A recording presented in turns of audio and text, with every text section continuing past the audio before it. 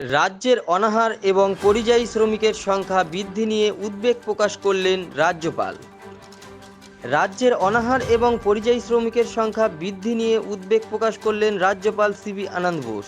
তার মতে এটা খুবই দুর্ভাগ্যজনক যে বাংলার মাটিতে অনাহার এবং পরিযায়ী শ্রমিকের সংখ্যা বৃদ্ধি পাওয়ার ঘটনা সামনে আসছে।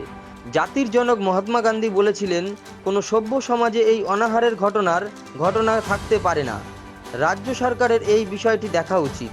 প্রসঙ্গত, জাতির জনক মহাত্মা গান্ধীর জন্মবার্ষিকী উদযাপন অনুষ্ঠান বুধবার সকালে ব্যারাকপুর গান্ধীঘাটে উপস্থিত ছিলেন রাজ্যপাল। সেখানে তিনি প্রার্থনা সভায় যোগ দিয়েছিলেন।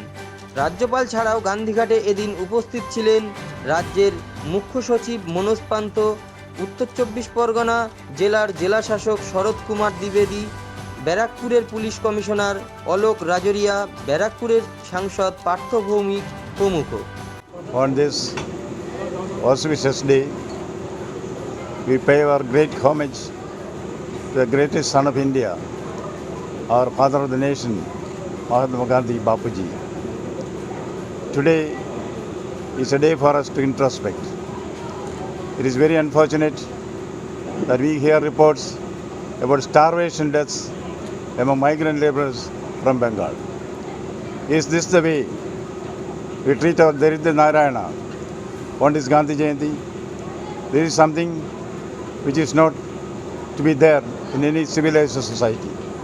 Government has to decide, introspect and see that the Daridra Narayanas are looked after, that there is no starvation death in Bengal.